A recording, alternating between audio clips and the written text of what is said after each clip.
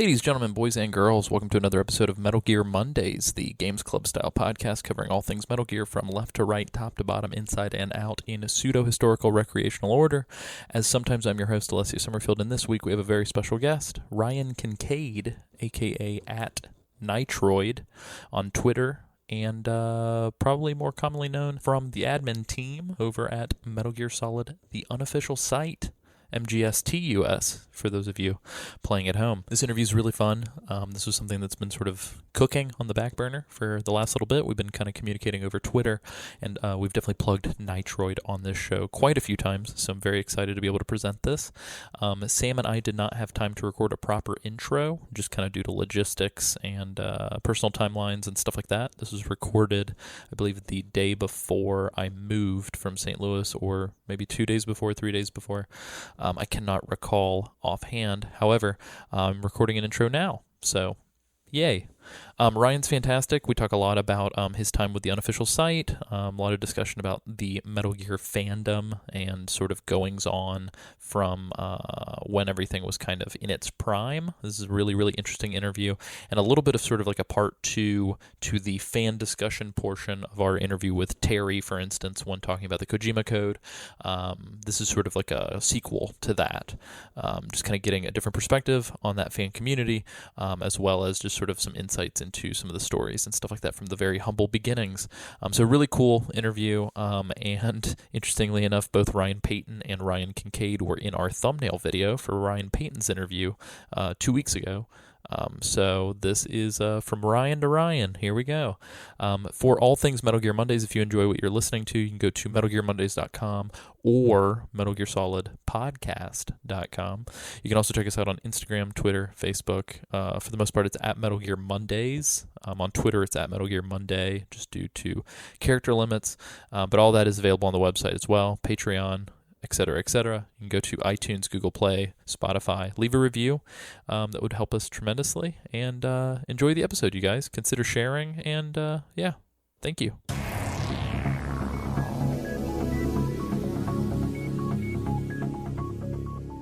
Mr. Ryan Kincaid, a.k.a. Nitroid, thank you for joining us. Thank you for having me. It's very nice to speak with you. I feel like we've plugged your Twitter account probably several dozen times on our podcast. Yeah, I feel like the word count, like if you put everything we say on the podcast in like a word cloud, Nitroid is like one of the bigger words. Yeah. I think per follower on Twitter, that's how many times we've plugged your Twitter account per our followers. I'm sorry, and most of it's just pointless crap anyway. But I wanted to ask Ryan, what's the what would be the thing if I was a Metal Gear fan from back in the day, and I guess if I was a like the unofficial site very savvy fella from back in the day, what can we tie you to that folks might be familiar with from them? Well, I was an admin on the site with two other guys, so it was kind of a joint venture, and we were. We kind of handled all the administrative stuff, got the site working, functioning. There wasn't too much content we did ourselves. We kind of had everybody in the community contribute, and we sort of curated it. I did some machinima projects and some reporting on things. I went to E3 once to talk to Ryan Payton, and but mostly it was kind of everybody that was a part of that was contributing pretty equally. And it's funny that a lot of people remember MGS TUS for being as big as it was, because that was kind of riding off the back of another site that was maybe I'm getting ahead of myself here, but no, go ahead, feel free. When this fandom kind of got started on the internet, the first place that really kind of came together and was well known was a place called Metal Gear Net. And that's sort of where I came in, was just as a community member there, and got to know the webmaster, and like that site, if I remember right, launched in late 1997. Whoa! Before Metal Gear Solid actually launched in the US. So I mean, like, that's where kind of the grassroots things started, and there were Japanese communities, but I don't know too much about that side of things. But in the US, Metal Gear Net was kind of the place to go. I feel like I have so many questions. Super, yeah. Like my mind's, I'm like, oh my god, my mind's racing. But I wanted to ask before we get super far Yeah. because I think by the time this releases, our interview with Ryan Payton will more than likely be available publicly. And so I wanted to ask, what was it like talking to Ryan way back in the day? He was as gracious as could be to a guy who basically just showed up on his doorstep asking a bunch of silly questions. I'm sure.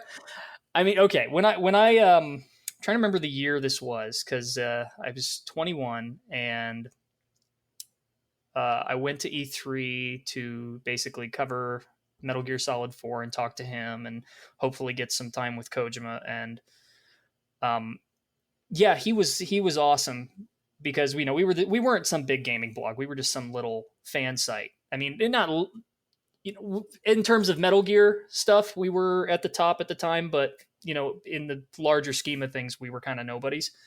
But he was really cool. He gave me time to kind of do an interview. He invited me to come back and try out portable ops. Answered a lot of questions for me. Gave me some extra merchandise and told me how like if you want to meet Kojima, just hang around here and wait. He was really cool. I don't know if he remembers me at all, but yeah, he made an impression. He was a really good guy. That's awesome. So literally nothing has changed, is what it sounds like. Because I feel like all of the things you said, you could just like put in the word Metal Gear Mondays, and it would like equal to our interview with him, which is great. It was funny at the time because that site was so much fun to put together, but we were a bunch of jackasses. We That also we had sounds familiar. Yeah. I don't want to put words in his mouth, but it came down the grapevine, and if he's listening to this, maybe he can correct me later. But it came down the grapevine that one time we were referred to by the team there as the biggest group of Metal Gear fans that hated Metal Gear.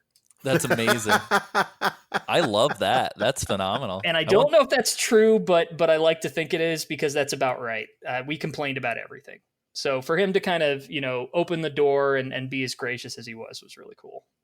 But there was a yeah, he was incredibly active back then and really this was at a time when social media wasn't really big. So you had to kind of go to forums like ours to get news and to connect with other fans. And you couldn't just log on to Facebook or Twitter and find a Metal Gear community. People had to make them. Right. So he really made an attempt to kind of reach out to the fan communities, and no one else was really doing that at the time. So there was a bit, it wasn't much, but there was a bit of a back and forth then, akin to kind of what you see now with Twitter and companies having official Twitter accounts and community managers. So there was you could see like the early stages of that back then. That's awesome. Yeah, I mean, honestly speaking, and I know I've mentioned this on the show probably a couple times, but I feel like as sort of just like a lurker, the unofficial site probably in the early 2000s, maybe mid to early 2000s, was probably like it predated, as far as I'm concerned with me, it predated like me even looking at like GameSpot or IGN or Game FAQs. Like I feel like that was the first website that got me into checking on game news. So for me, this is weird that we get to talk to you. Yeah. It was so much fun too. I mean, it helps when you're a fanatic about something. A lot of the major sites they'll cover topics and they'll touch on them briefly, but it's really the people who kind of live and breathe this stuff who have their ear to the ground and pick up this stuff on a more regular basis, if it kind of makes sense. Twitter has kind of changed that now, and Facebook, because everybody posts everything all the time. And so as soon as something breaks, you immediately hear of it. But at the time, unless you were really constantly listening to things and talking to other people, it was hard to kind of get more esoteric news on certain topics out of general gaming sites. So I think that was kind of the niche we filled. So all of this stuff obviously starts at like a very specific place, and that is Metal Gear. So when did you discover the series? Okay, so this is kind of funny. And I can tell you the romanticized version of this, or I can tell you what I think is the more real version of this. Which would you prefer? Could we do Give us both? Okay. The romanticized version of this is as follows. So bear with me. Sure.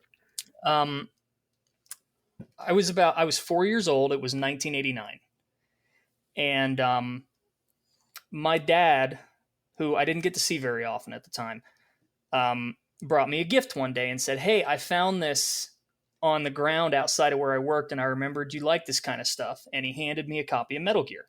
And that was one of the few gifts I got from my dad at the time, so I latched onto it and kind of carried that forward. And that was Metal Gear on the NES. And then years later, I had a chance to try out the other version, and I played a translated version of Metal Gear 2 that was done by fans, and then Metal Gear Solid came out, and I got to try that. So I mean, I started back then. And that's kind of the romanticized version, is that it was just kind of it was fate that it was laying out by his car one day. But the more realistic take on that is, and years later I kind of went, wait a minute, that doesn't sound very realistic. Is that he probably just bought me a gift and was too embarrassed to say that. But yeah, I was a kid who was kind of reclusive and played games a lot, and my dad gave me a copy, and that was that. Shout out to Ryan's dad. That version of it too is almost it's kind of cute in its own way, though.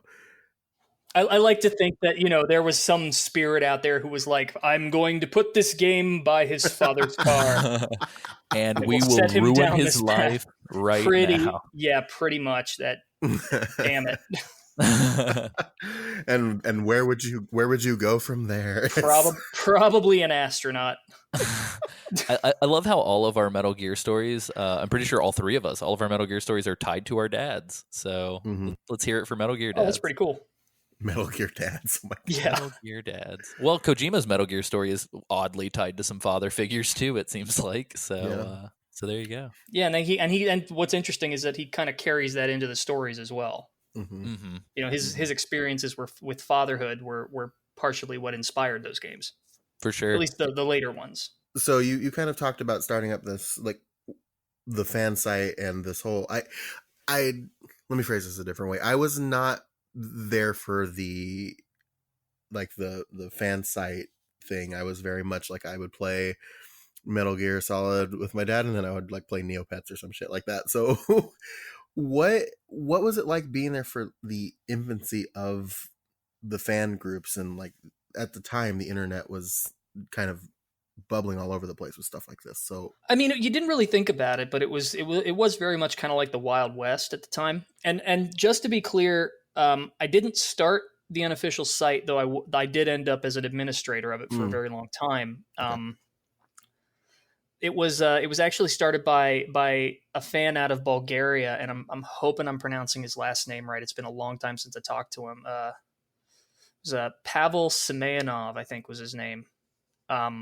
But it was he and another guy named Ramesh and me, and we kind of managed the site together and made updates and did everything from there. But I mean, I guess when you're kind of in something, you don't really think about, oh wow, what's this like? Are we in the beginning of something big? It was just kind of like, hey, cool, we got a lot of people talking about Metal Gear, and it was just really cool to start sharing knowledge with people and figuring things out and how it all worked behind the scenes. And it all, every day kind of felt like an exploration. It was like cave diving. You didn't know what you were going to find. What was the, I'm curious, because you said that there was obviously there was some sort of like fan site activity in 97. Yeah. What was the inciting incident? Like, was it some fan art? Was it like, what was the thing that broke that made somebody start a fan site that early? I don't know if he wants me saying his name on stream. I probably should have asked him beforehand, but I've known him for a long time, the guy who ran that site.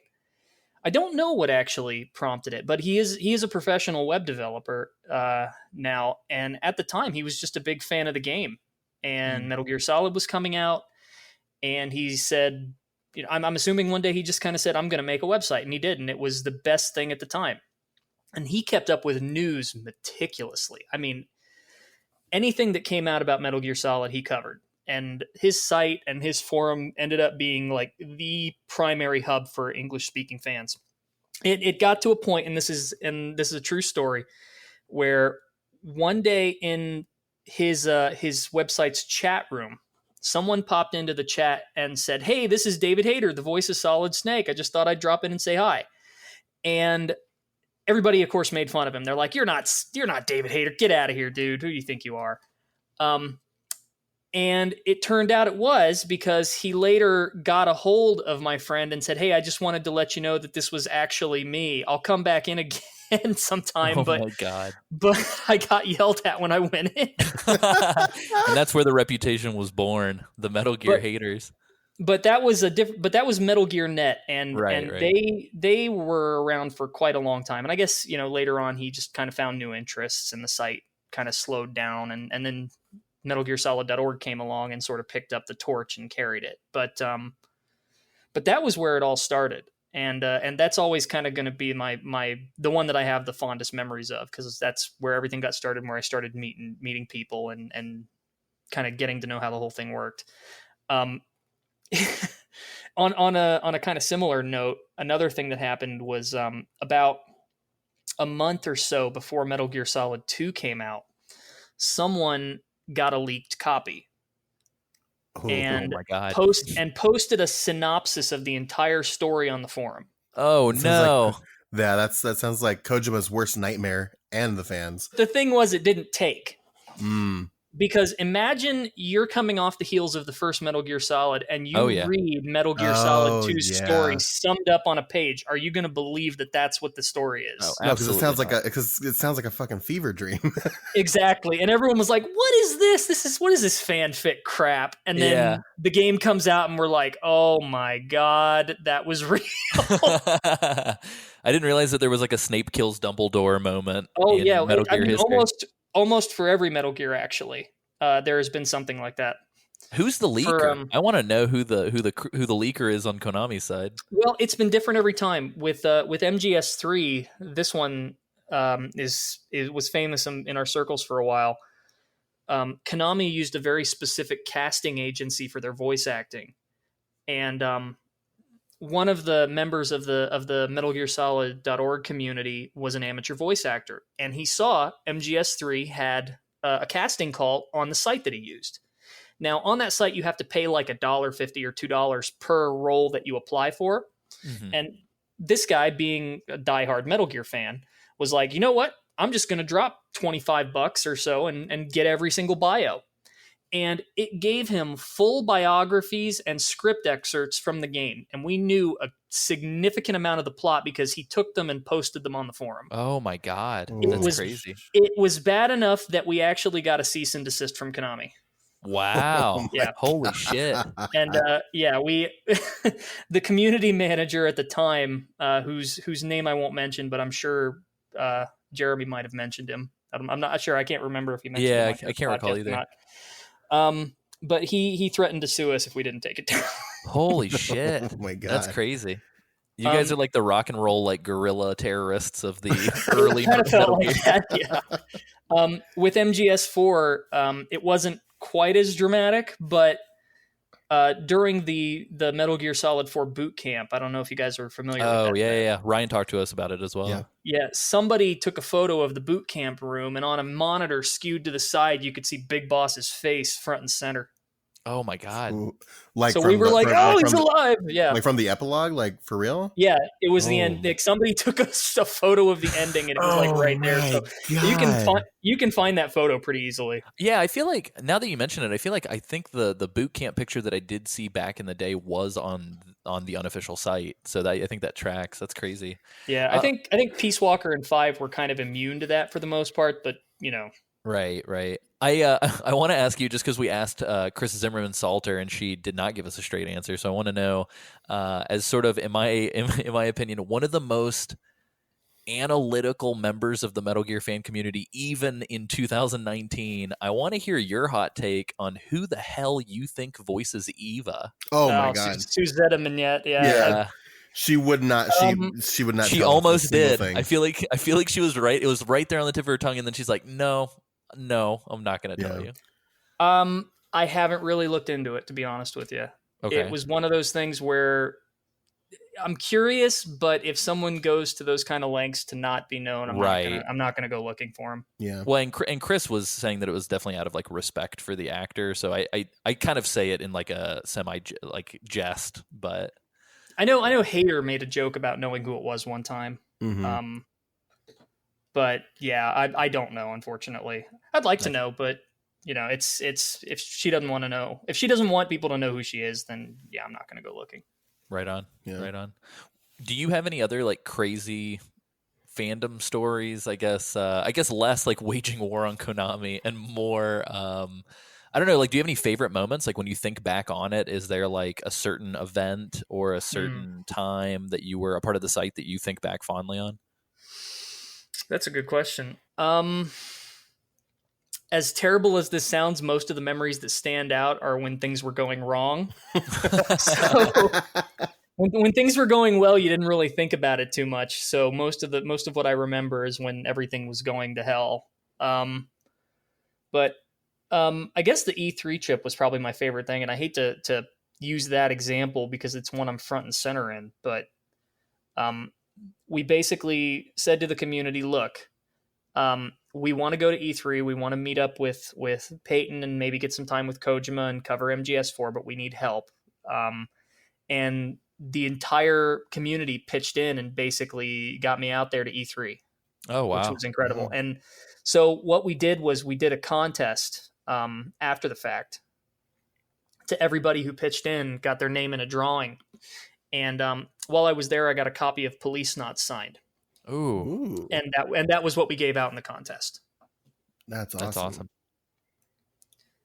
So that was probably my favorite part. Is it was probably the time when like everybody was on the same page. Either that or when we were working on a machinima, which got one episode out and that was about it. What was it? Are those sorry, Sam, go ahead. Well, I was going to ask, what was the game? Was it the game Metal Gear that you used, or was it for the machinima? Yeah.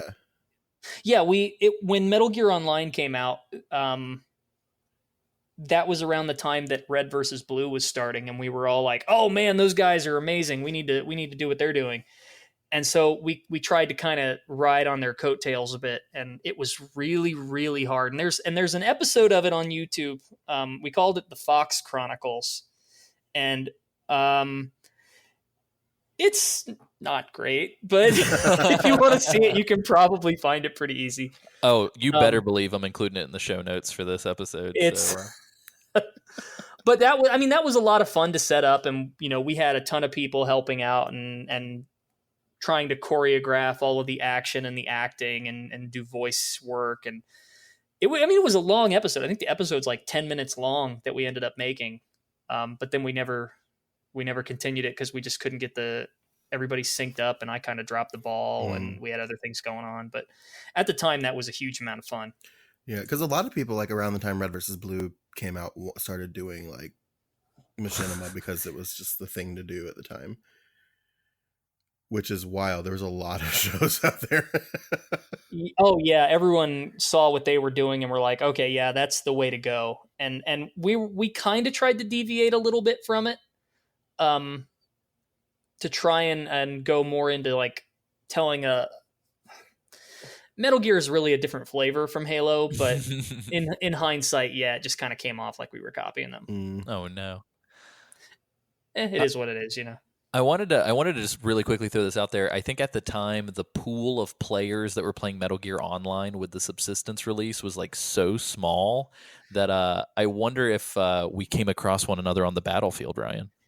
It possibly. I think the only time there have ever been a huge amount of players on MGO was during the early days of MGO2 when they had that beta, and then shortly after the game came out. But yeah, the barrier to entry for that first version was really high, and it's a shame because I loved it. It's a lot of fun. Yeah, it's like the way I like to think of the three versions of MGO that have been out is kind of like the first version is like a playground where you've got a slide and some swing sets and enough to kind of entertain yourself with, but it's nothing too serious.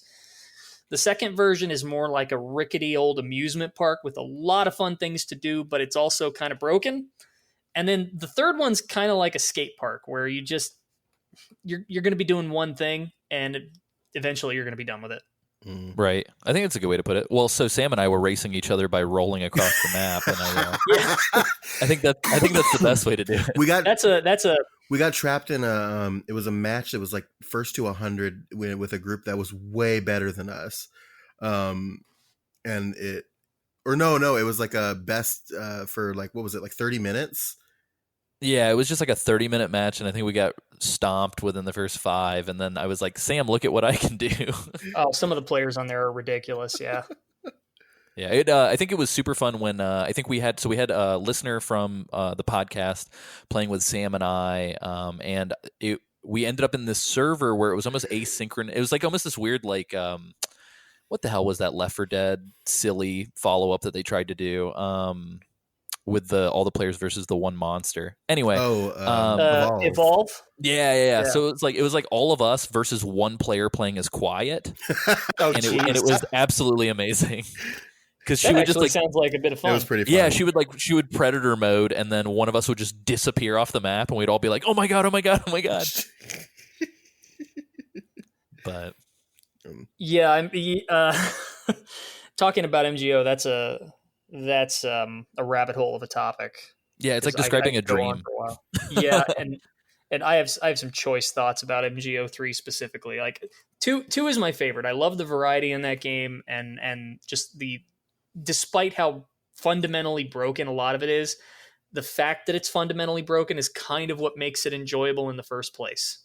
Mm-hmm. And no two matches are going to be the same. Have you guys played the Metal Gear Online 2 revival at all? No, we've been meaning to. I think MGO2 might be the one that I have the least amount of experience with, to be totally honest. It's ridiculous how much detail is in that game.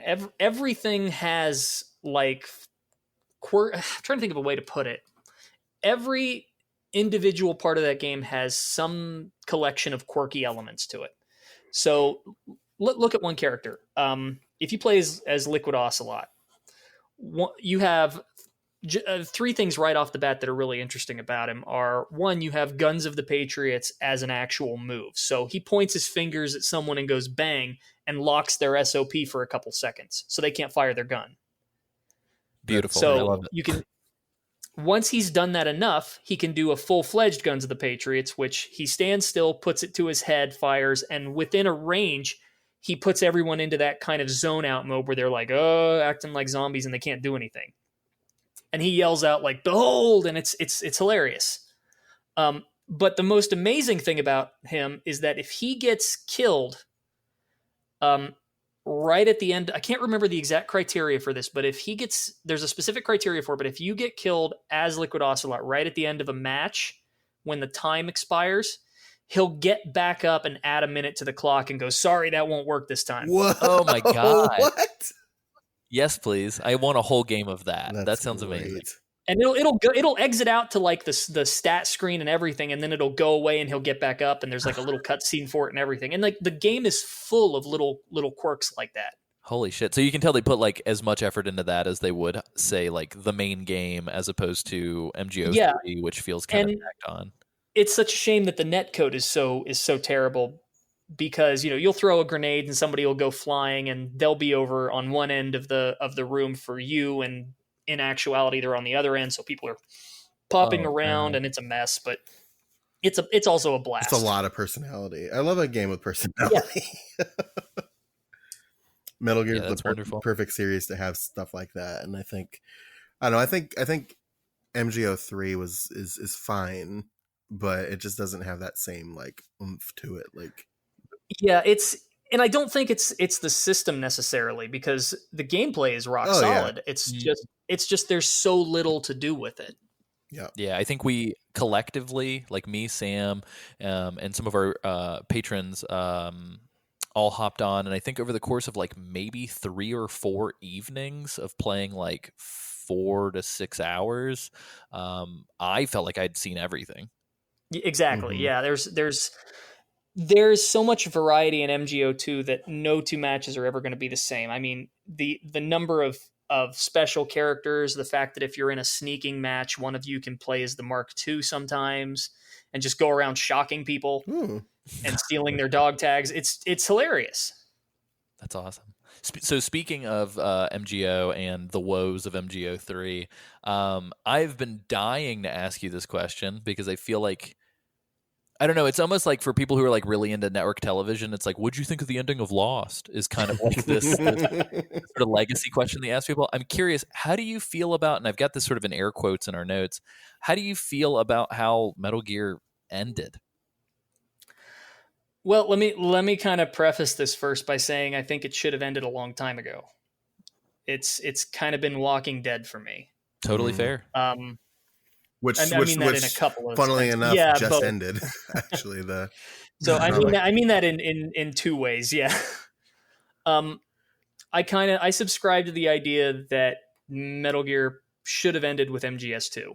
Yay! I love Ryan.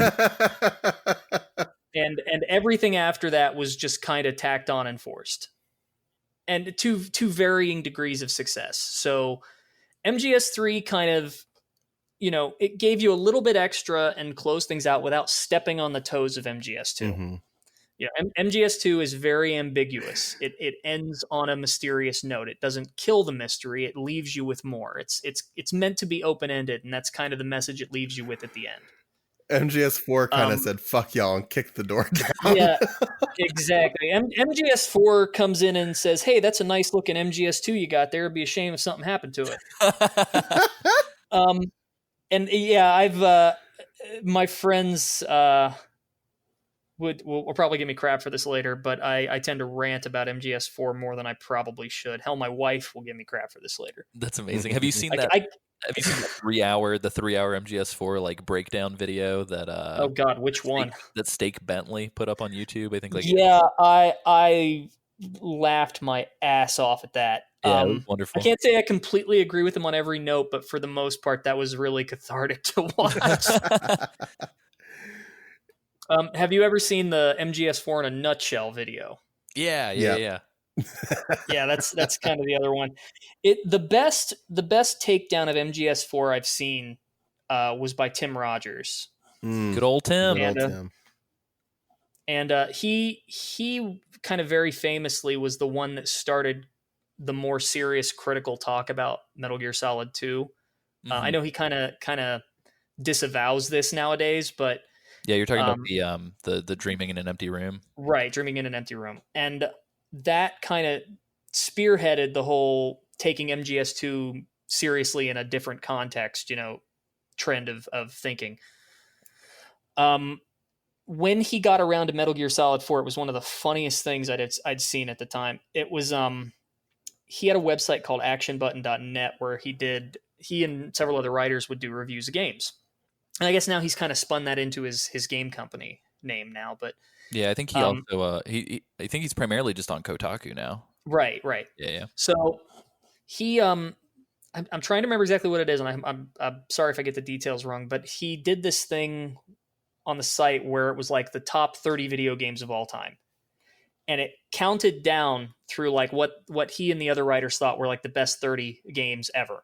And each one was like a full review / breakdown in the style of, I mean, it wasn't just a review. It was like a critical analysis. And it was, it's got the humorous element to it. It's very new games journalism, which I don't know. Are we still using that term these days? I guess it's kind of like calling the current generation of consoles next gen. After a certain point, right, it just starts being. So I mean, but they all had that kind of flavor to them, and it would count down, and then they got to like number 2, which was Super Mario Brothers 3, and then they got to number 1, and it was and you had to go to the page, and it said, "Click here because the number 1 video game of all time is," and you click it, absolutely not Metal Gear Solid 4. That sounds like some and it was a giant takedown. That's amazing. And my favorite part of that article was when he put it like this, and I love this. It was he said Metal Gear Solid 4 is Hideo Kojima's Springtime for Hitler. Whoa! Oh my Holy god! Shit. And I have never heard a more spot on description of that game. Yeah, that's insane. I have a super quick. This is gonna be like semi deep cut, kind of weird alternative internet question from like the early 2000s.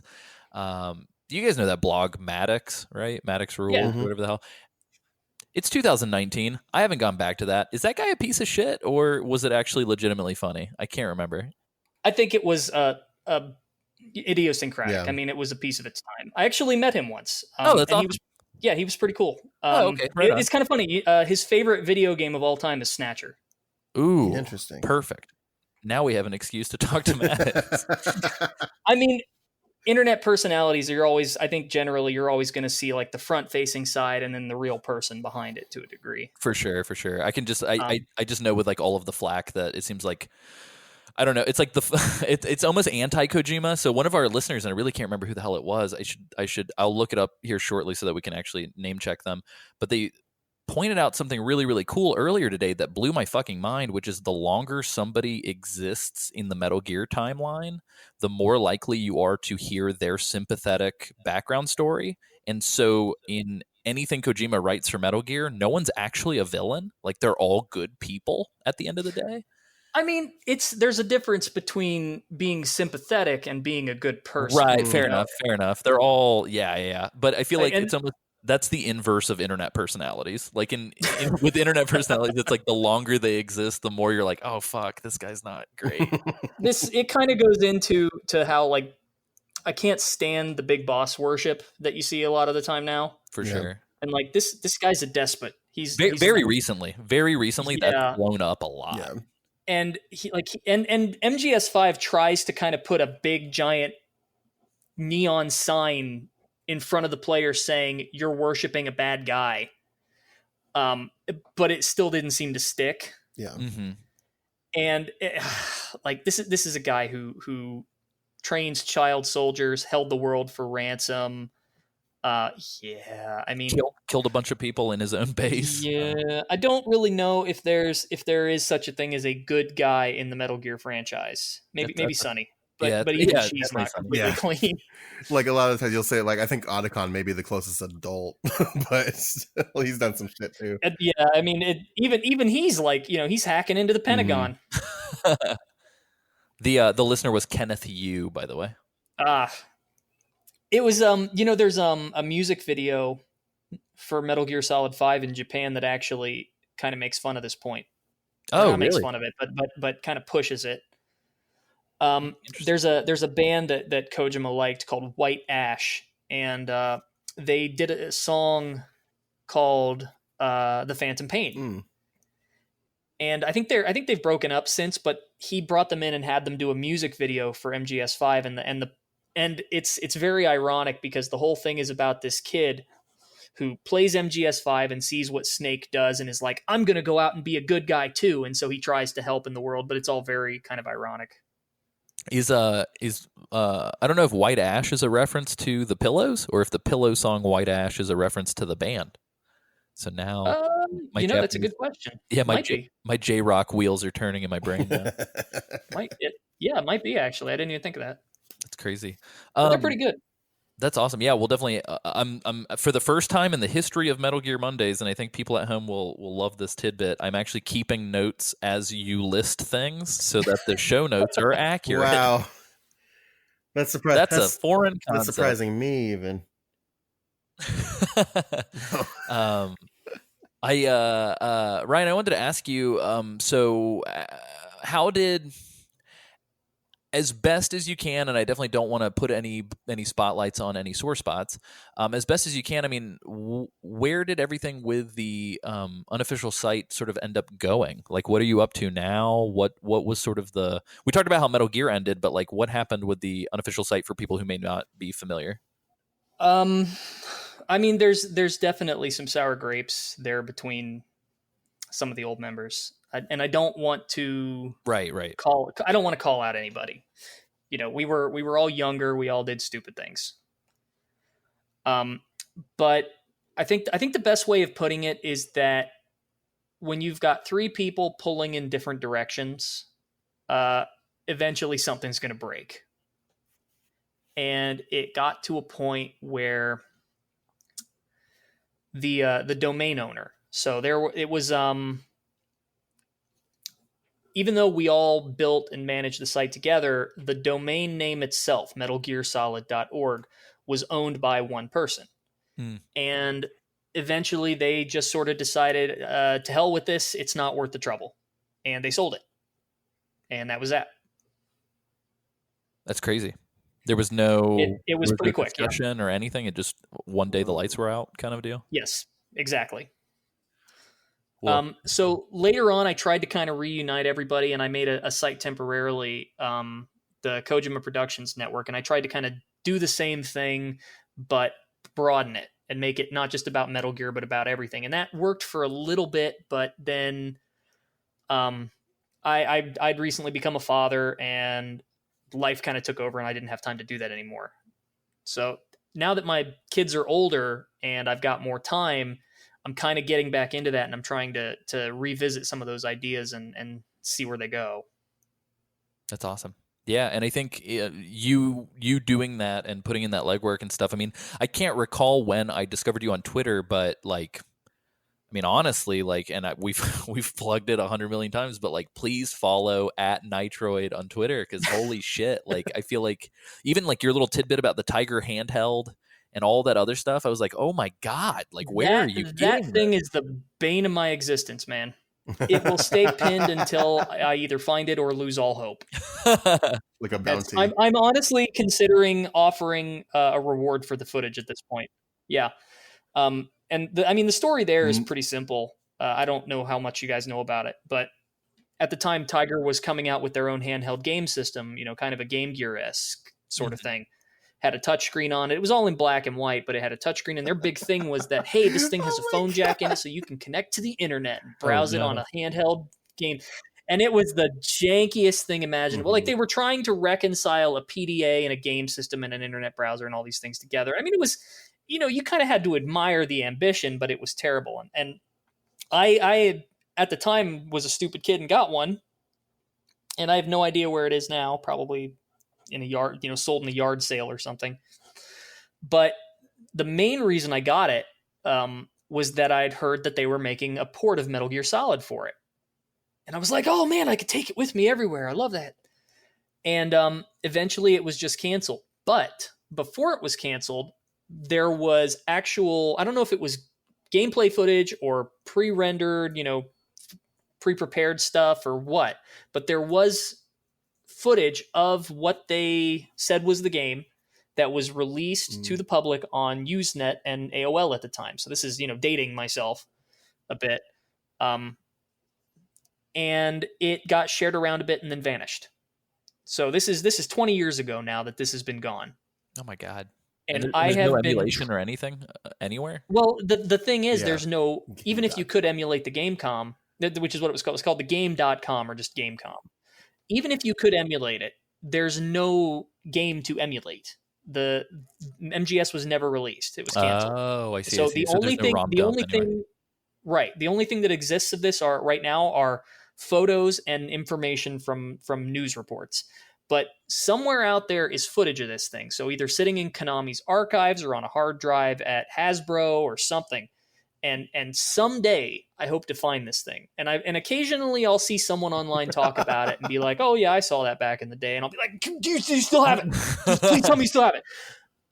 But so far, no luck. So one of these days when I've got some disposable income on hand, I'm probably going to, like you said, offer a bounty for it and see if that shake things out. That's crazy. It's a real Nintendo PlayStation situation. Exactly, and that's my holy grail. If I can find that, I'll be happy. That's amazing. Yeah, I can't remember what they were touring it around or something, and I think it was at MagFest for 2016. I actually met what is his name? Super Bunny Hop George himself. Can I remember his name? Yeah, George Weidman, right? Yeah. So am I saying his name right? No, I think that's right. I met him there, and I remember they were touring the Nintendo PlayStation around, and I got to hear somebody tell the story about it, and they straight up said, I guess some executive somewhere had it sitting on their desk forever, and they liquidated the office building, and I guess they sold all of it in an auction, and somehow it ended up in the stacks.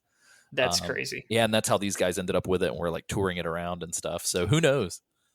I kind of wonder about that with some of the Metal Gear stuff. Like the one thing I'm curious to know if it's still hanging around is when they were developing MGS1, Yoji Shinkawa, as he was designing Metal Gear Rex, he bought a bunch of model kits and stuck pieces together and essentially made himself a Metal Gear Rex model out of like battleship and motorcycle kits, and just, basically just haphazardly made something out of loose parts.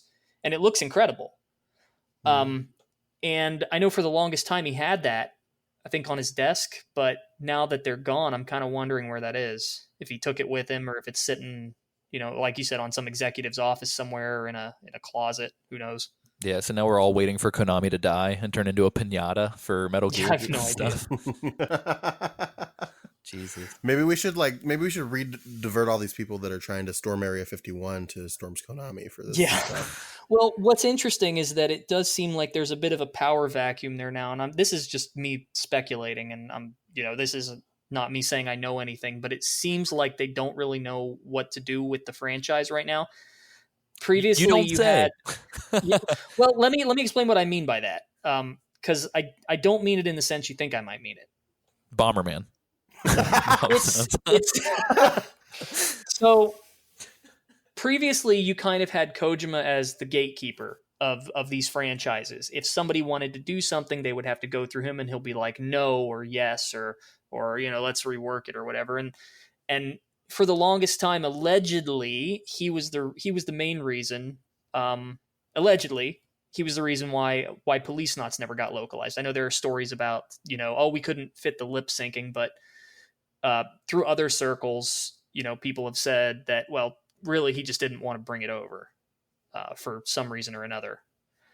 But my point here is that, if someone wanted to say, hey, what if we made like Lego Metal Gear? He would kind of be like, no, that's not, that doesn't kind of correspond to my vision of what Metal Gear is aesthetically. Mm-hmm. And that would be the end of it. But now there's really nobody gatekeeping it. So you've got all these weird things coming out, like the Metal Gear Solid board game and the vinyl release that looks Mondo. like the cover art was drawn by a toddler. Oh no!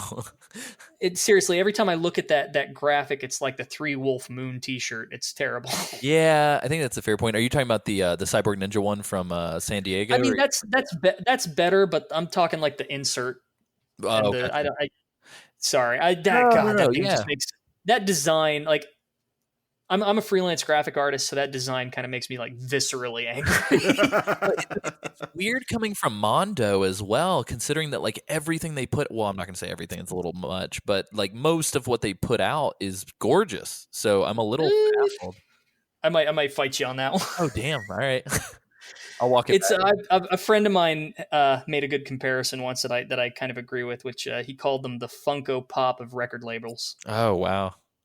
We'll tell Isaac, our other co-host, who hoards Mondo releases, what you said. I'm sorry. No, I'm not trying to start a fight.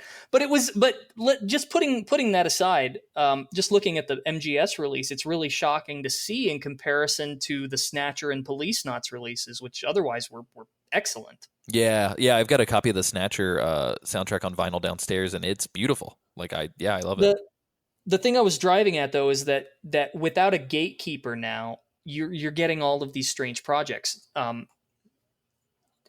It's really kind of incredible that for the first, I know a lot of people might not want to hear this, but now that Kojima isn't working at Konami anymore, things are starting to come out that probably wouldn't have otherwise. So now we have Snatcher CD Romantic coming out on the TurboGrafx 16 Mini, completely. Mostly completely untouched, untranslated, but untouched. We've got the first piece of official localized Police Knots anything to ever come to the US. I mean, it's a vinyl album. It's not the game, but before that, I mean, that's literally the first piece of Police Knots merchandise that has ever come to the US. That's crazy. I had no idea. Yeah, that is it. It's the first and only.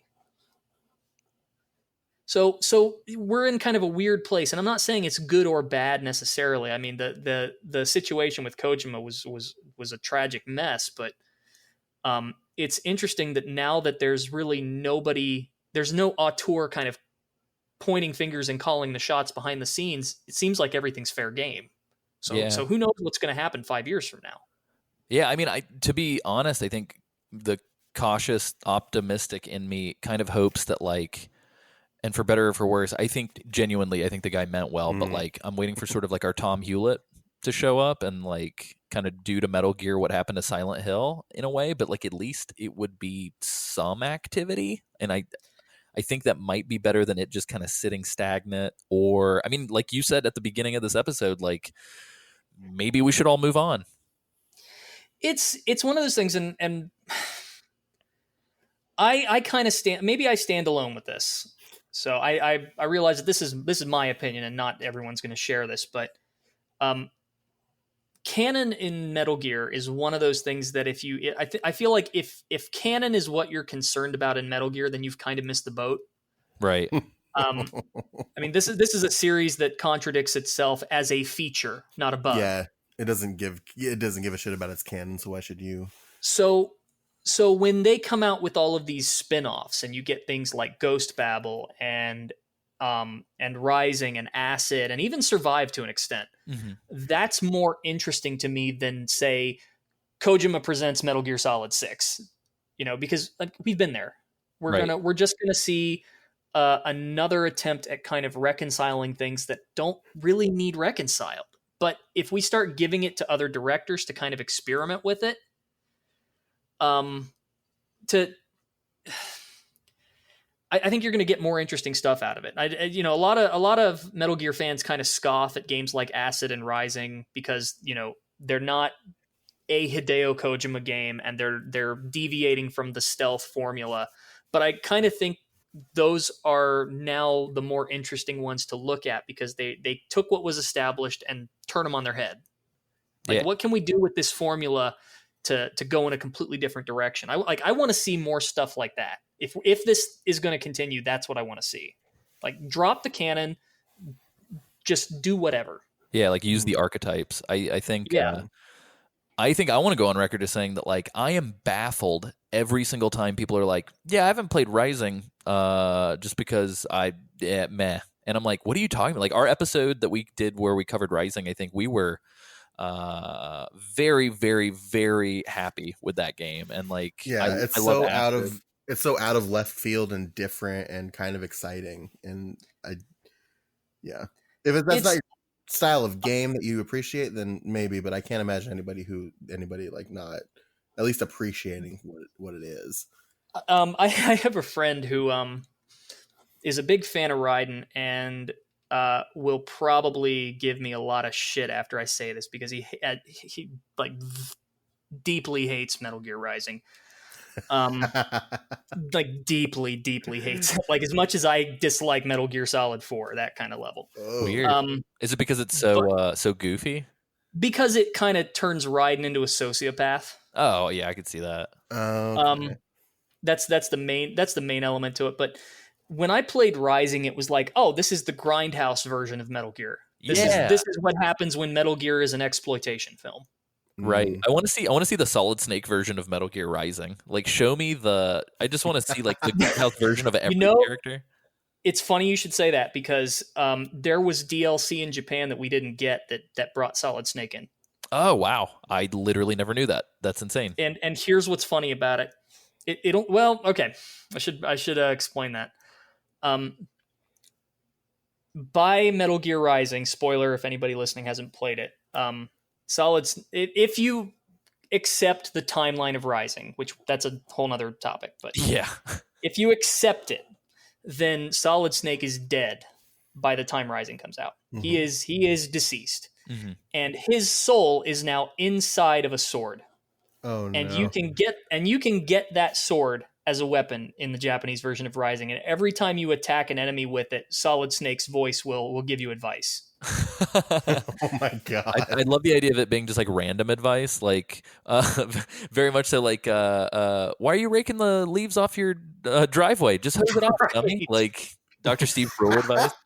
But like it's a sword with his name engraved in it. I think it's like a wooden sword or something. It's really kind of strange. But yeah, we never got that. That's crazy. Yeah, I pretty mean, cool. I agree. I want to see. I would love to see almost a world in which Metal Gear turned into almost like a gold, or I almost said GoldenEye, a 007 of sorts. Yeah, I Mm. agree It's like a entirely. Like just like treat a it like big 007 or like Final Fantasy, where each one is a standalone like a thing. big series of like Metal Gear Solid Gaidens type of games. Yeah, If Yeah. you could like go like ahead. take Metal Gear and any game director that you wish grabs a hold of it and makes a game, who do you think you would want to see? Does it have to be somebody who hasn't already? No, it can be whoever you want. Because the safe answer here is Shinta Nojiri, who Mm, directed Ghost Babel and the Acid titles. okay. But if it was somebody else, and I've trying to, I've actually been thinking about this lately, trying to wonder who like might be an interesting person to take it up. And for a while I was thinking maybe Yoko Taro Ooh, holy would shit! do something interesting. But I didn't know that I wanted that until the words came out of your mouth, and now I'm like crying that it doesn't but exist. here's the thing: the more I think about it, the more I'm like, instead of Metal Gear, maybe he would be better suited to Zone of the Enders. Yeah, I Ooh, think yeah, that'd be great I too. could get down with the Yogo Taro Zone of the Enders. I don't know. That's a good question. What about Hidetaka Miyazaki from Software? Oh Lord. No one speaks except for creepy laughs, and all the stories in the item descriptions. I am not very knowledgeable about his games to be honest with you. Despite owning all of them, I have not beaten a single one. Oh wow, Uh, I feel like based yeah, on the way that you analyze Metal Gear, I was actually going to take you for like a Souls player, but you would think, and it's funny, but my wife is way better at those than I. nice. I don't know what it is. Maybe it's just lack of time or lack of patience, or maybe I just suck at them. I don't know, but I don't even know what that would look like. Um, those are so far detached from one another that Yeah, I'm not even sure. they're very Uh, gameplay heavy, which I've never really considered Metal Gear as being like a gameplay game. they're very intentional, very very intentional. It's probably the only other director who is as intentional as Kojima when it comes to certain things. I would almost even say more so. Mm-hmm. What do you think about like a Suda 51 Metal Gear? I like Suda 51 a lot. I really do. It's just I haven't really been interested in anything he's done after the first No More Heroes. I think I'd agree with that. It's like Shadows of the Damned was it didn't really grab me, and I don't know. We'll see how No More Heroes 3 kind of plays out. Yeah, I feel like Shadows of the Damned is almost like our trying to think of like a film equivalent, but it feels like the most studio meddled game I'd ever heard of, because it's like you had Akira Yamaoka, you had Shinji Mikami, Oh yeah, you had the perfect formula. right, and then I guess EA, based on what I've heard, I guess like there were so many different pitches for what the game was supposed to be, and then EA mandated that it be some like formulaic third person shooter. Yeah, there is a game that feels like there was something there originally that was really special, and it just got completely buried. Right. So I still stand by Suda 51's the only, if you had to pick only one game to ever play by that guy, like Killer 7, 100%. Oh yeah, Killer 7 yeah, is easily Killer phenomenal. 7. Yeah, wonderful game. I'm happy you were on, Ryan, because I feel like I don't know why, and I don't know if this is just like a weird habit of the internet or whatever. I have somewhat been intimidated by the fact that we cover shit that you like this entire time. and now that like we're talking, I'm like, no, this is great. We're simpatico. We're great. This is fine. So yeah. So I don't know. Thank you for being a human being. Yeah, it's no problem. Wow. I hate call out culture. I'm not gonna participate in that, so don't worry about it. That's awesome. I might be the nerd who like pushes up his glasses and is like, actually, but beyond that, I'm not gonna come after you. That's awesome. Well, yeah, I wanted to ask. So one of the big reasons why I actually reached out to you, because I thought, like, let's strike while the iron is hot. I wanted to get you on the show to plug something that you're putting together, which it's funny. We actually had a couple listeners like send us screenshots of your tweet where they were like, Sam, Alessio, like you should reach out. And I was like, well, no, like we're already doing a Metal Gear podcast. Why would we reach out? But it seems like you're doing a podcast project and that you're looking for people. So can you tell us a little bit about that? Well, I don't want to just I want to do something a little different, and it's probably not going to have as wide of an appeal. You can dunk on our podcast, Ryan. Feel free. That's not what I Call out culture. Call out culture. This might be the kind of thing that bores everybody to tears, but there's a lot of behind the scenes information about Metal Gear that about Metal Gear, about Kojima, about Konami, Snatcher, Police Nuts, et cetera, and so on, that used to be readily available through a lot of these online communities, but nowadays has kind of been lost to time. And you can kind of dig it out through the Internet Archives, and there's, people who occasionally will throw out little tidbits, but there's a lot of stuff out there that's just being lost, day by day as the web kind of deteriorates over time. These sites vanish and not everything is properly backed up. And I have way too much useless information in my head and nowhere to put it. And what I'd like to do is a show where we just kind of talk about those esoteric things, the behind the scenes, like, give you an example. The fact that, say, when Metal Gear Solid 2 was being developed, Kojima went to his team and handed out notebooks to every single person and said, okay, every single day I want you to write down a new idea for something that you think would be interesting in the game. And then at the end of the week, we'll sit in a round table and throw out things and see what sticks. That's awesome. And a lot of people don't know that. And I think I'm trying to remember like what came out of that. I think the bomb disposal idea came out of that. The spray can. Oh, yeah. I'm going to have a friend later who's probably going to give me crap if I'm getting that. Oh, wrong. Trust me, we'll get more. We'll get more emails than you will about. But things like that, I want to just have a show dedicated to like talking about, hey, wasn't it cool about, like, oh, what about when they were figuring this out? How did they think about it? And just talking about the obscure stuff and not so much the plot, because there aren't a lot of resources to find that anymore. And now that game companies have very well-defined social media presences. Presences? Prezi. Prezi. Yeah, we'll go with Prezi. But now that is more of kind of the established norm, they're not as open with their processes as they used to be. Which is They're weird. not as It's open. very catch-22. It's like you'd think with the social media platforms they'd be more open, but instead it's the other way around. Excuse me. But yeah, I mean, there's nowhere to really get that kind of information if you're interested in it. And like, I really doubt you would ever see anything like the document of Metal Gear Solid 2 again. Oh, if only. That was a different time. Like there's an anecdote where Kojima was talking about how he went to a major game retailer to watch the launch of the document of MGS2. And when he went there, he noted that all of the people who were in line to pick it up were game developers. Oh, that's amazing. Basically looking for cues on how to design games. Yeah. So like things like that are what draw me in and are interesting to me. And so the show, I want to do stuff like that. So I'm trying to find people who kind of have an interest or a familiarity with that.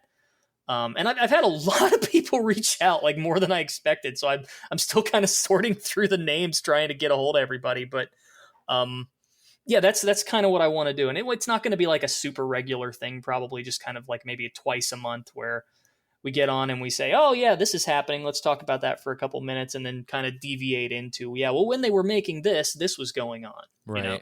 Stuff like that. So that's awesome. Well, I mean, I know that hopefully Sam agrees with me, and I'm sure Isaac does. We would love to, at any point ever in the future, if you ever want to cross-pollinate or guest or vice versa, like we would, and not to put any pressure, but we would love to do that. Because absolutely. I think, and we've shared this with a lot of our guests lately, but I think as we're trucking through all of these interviews that have suddenly cropped up in a big, big way, like I feel like the mission of this podcast has gone from being like a games club podcast for new people to talk about Metal Gear and old people to reflect on Metal Gear, and has now just become like us documenting all of Metal Gear. And so getting like the fan community side of things from you and other people that we've had on the show, and like talking to Jeremy and all the different folk, Chris Zimmerman and Salter and Terry and all these other people, and getting all these different perspectives, I think has been really, really invaluable. And so I think any way that we can cross-pollinate in the future, I think would be really, really cool. Yeah. And I agree with that idea of archival. That's kind of the core behind what I want to do if I get this site that I'm building off the ground. Is the idea is it's an archive. It's not a blog. It's not some sort of editorial thing. It's like we're going to grab everything that we can that's not available anymore, and put it somewhere so that it does not get lost. That's awesome. How can our listeners help or tune in, or like, what kind of call to action can we give to folks listening to this right now? The name of the site I'm building is what I used previously. It's the Kojima Productions Network. It'll be koji.pro.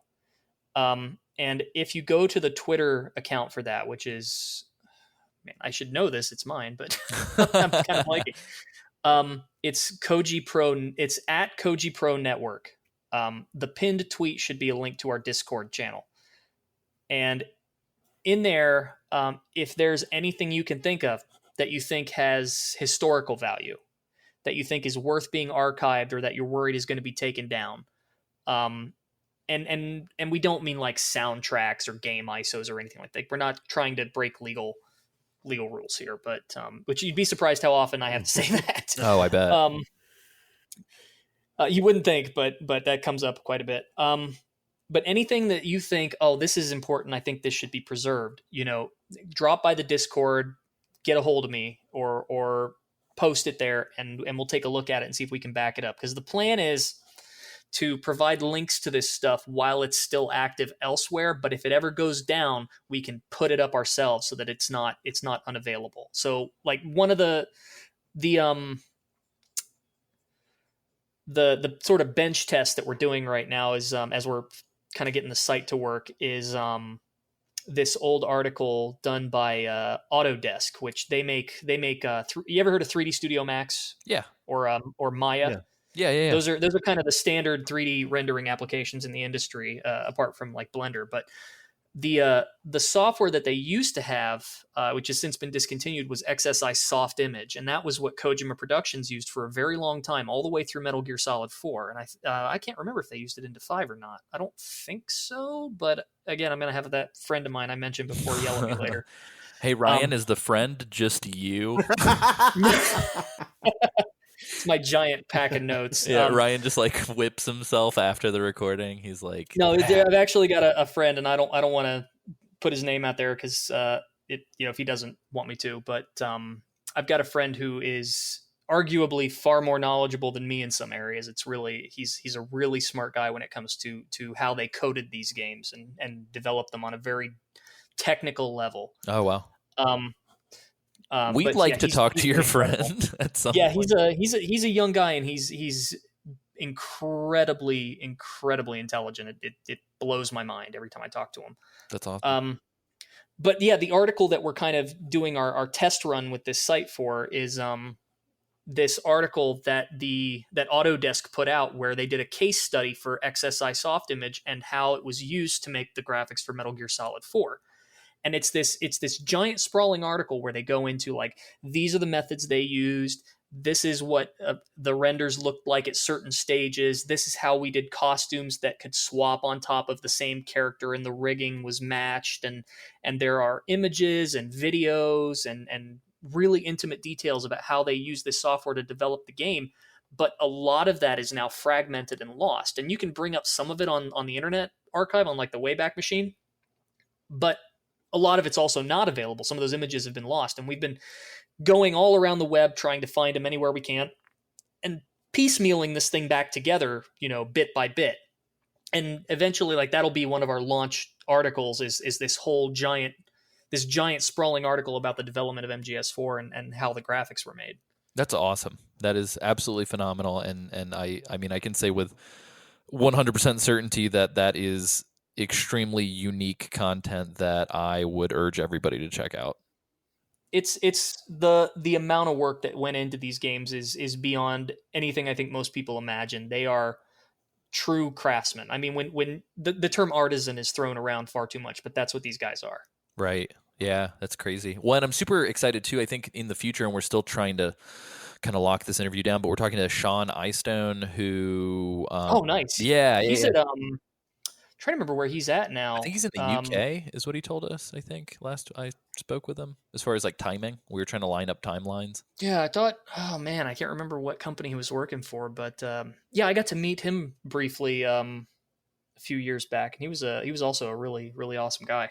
Nice. Yeah. Again, like massive shout out to Chris Zimmerman Salter for setting all these things up, because she even introduced us to Ryan Payton. So I just, yeah, 100% like so I'm actually podcasting from a very empty room. This is like the last podcast recording that will ever take place from my home in Missouri, because I'm moving to New York City in 3 days. Oh wow, congratulations. Thanks. But I owe Chris an edit of her interview like ASAP, so I'm gonna probably get on that later this evening. But yeah, I just mapped. You got to do a good job. I mean, with a voice director, you're I gonna. love Yeah, she like she's texted gonna be she like paying real texted him or close messaged attention. him like almost immediately after. Is like, can we do a couple pickups for this? And I was like, I don't know that I've ever done a podcast pickup before, but I'm into it. Yeah, let's do it. Yeah, for sure. So I think it'll be great. And I will definitely be sure to report back, because I think for whatever reason, I guess me and Christopher Randolph might be getting coffee at some point. So Oh, nice. yeah, he was a very sweet guy. We talked to him on the show, and I'm very excited for that episode to come out as well. So I promise I'm not just like name dropping. These are actual things that are coming. So I've rarely seen a fandom where the people involved in the making of the game have been um, so open with their fans and so enthusiastic about it. I wish that we could find him. Maybe we can. This is something we can collaborate on or whatever. But like I would love, like, other than, I mean, it's all primarily been voice stuff. Talking to Jeremy was amazing, and if you guys, as of time of recording, if you guys have not read Jeremy's write up that he did for Polygon on translating Metal Gear, like, you're doing yourself a disservice. Metal Gear Solid. But I would love to be able to talk to some of the fucking like boots on the ground, like people who worked in Japan. Like, I think the English speaking US folks are pretty easy for us to, not relatively easy for us to speak with and connect with, but like I would love to just talk to anybody who sat in the damn room and coded these things, you know? Yeah, you might be able to get some of the ex-KPLA staff who helped code Metal Gear Online, but Right. yeah, a lot of those guys, they're difficult to get a hold of because Konami, I believe, puts pretty strict restrictions on them with regards to what they can talk to, even after they've left the company. Oh, wow. That's crazy. I wonder, I wish that I could be a fly on the wall somewhere to hear Konami's response to Jeremy's Polygon article. Because like he didn't say anything damning, but I'm sure that there was definitely some stuff in there that they weren't necessarily. I don't want to speak for anybody there. I can't obviously, but the impression I get is that the US team, the US side of things is they're pretty laid back and pretty cool about this stuff. They're not really gonna ruffle any feathers unless you give them an excuse to. They're going to do their job. They're professionals, but they're also, very friendly with their fans for the most part. But the Japanese side of things, I think the impression I get is that when it comes to the US side of things, they're mostly unaware. So they might not even know. Yeah, that's a fair point. Yeah, that's a hunch on my part. So, for sure. I feel so privileged because like as being like a film fan, it's like most countries where film is like obviously other than Asian countries where film is huge and like has like this sort of foundational presence. It's like I took French, I can speak Italian, I can speak English, and it's like super easy to talk to people about movies like wherever. But it's like with the sheer quantity of Japanese video games, it feels like there's a huge disconnect between folks like us that are maybe trying to do sort of interview style content about it and being able to like successfully pull off like consistent podcasts with translations, or you know what I mean? It feels like a different dimension almost. Yeah, it's wild. And I've kind of wondered. I've shared this worry with a couple people, but sometimes I worry that like what we collectively know about Metal Gear on this side of the ocean is next to nothing. We're like we get like 10% of it. And there's like this other 90% over in Japan that because we don't know the language, we're missing out on. So that would be there's all this information that we think we're like, oh, we know all this stuff about how the game was made and everything, and it's just this little drop in the bucket compared to them. That's what I'm like terrified of. Yes, one day we can ascend and we will know everything. One day. Well, if anything's ever going to inspire me to learn Japanese, it's going to be figuring out if there's Metal Gear info I don't know. Yeah.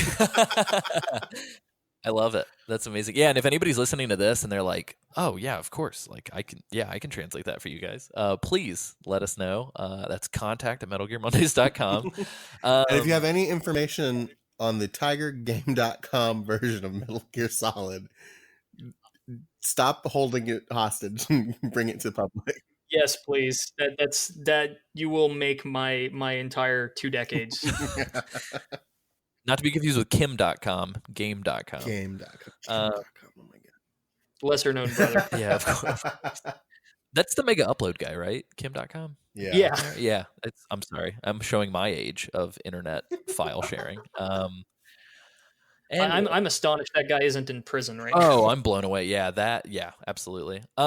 So Ryan, thank you so much. We want to value your time, and I just want to say thank you so much for jumping on. It's nice to talk to somebody in the same time zone for the first time.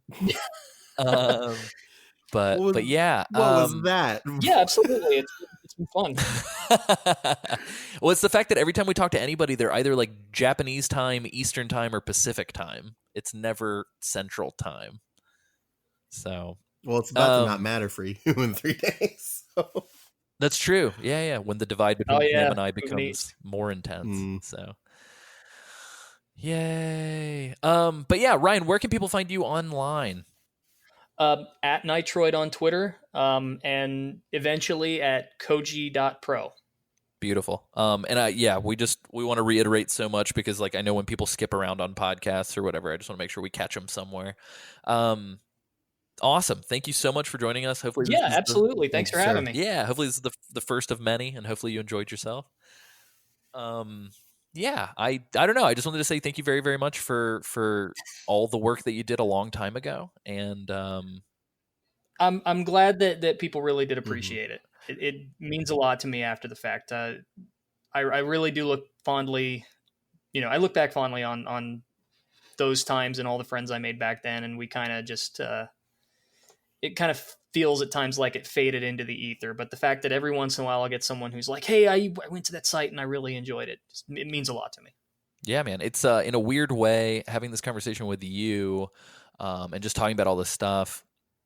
It sort of it's almost like I can't remember what the original site was, but it's like, yeah, so you can trace like metalgear.net to the unofficial site to us, and so it's like this weird, like, I don't know, like this would be as if the sausage was interviewing the pig, I feel like. Gross. What? So let's end on that extremely disturbing I give image. That 10 out of 10 yikes. Yep. Ryan, 100%. I'm just going to throw it to you. We always throw it to our guests. Our sign-off phrase is "It's just a box." I don't know if you have any fun way that you want to get to that phrase and deploy it, but you're more than welcome to use it if you'd like. This is almost like the after-dinner mint. If you want it, go for it. If not, let us know. Just a box.